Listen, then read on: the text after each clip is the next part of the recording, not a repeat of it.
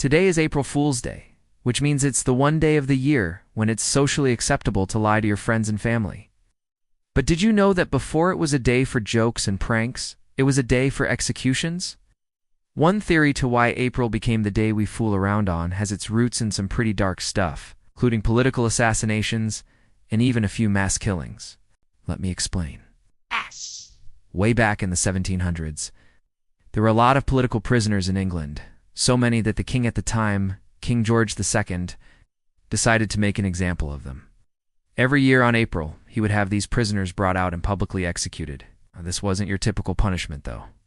They weren't just beheaded or put to death in some other way. No, they were forced to play a game. The prisoners were paraded around the streets of London, while people threw things like rocks and rotten eggs at them. If that sounds cruel and unusual, it was. It was also a warning to anyone else who considered opposing the king. This continued until 1834, when the last official public execution in England took place. But the tradition didn't die there. Instead, it went underground. You see, by this point, April had become known as a day when people could play harmless pranks on each other.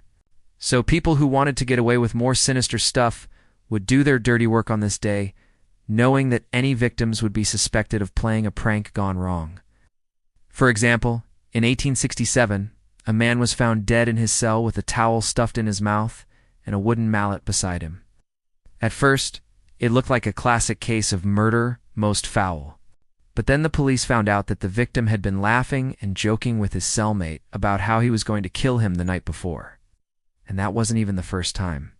In 1902, 2 men were arrested for killing a fellow factory worker and then hiding his body under some floorboards. When the police searched the men's houses, they found traces of the victim's blood all over the floor. But the men claimed that it was all just an April Fool's Day prank gone wrong. And because of the lack of evidence, no charges were filed. So if you're planning on playing some harmless pranks today, just be careful. You never know when one of them might end up getting you arrested. Now, if you like learning about the darker side of history, stay tuned for more historical tales, including more stories of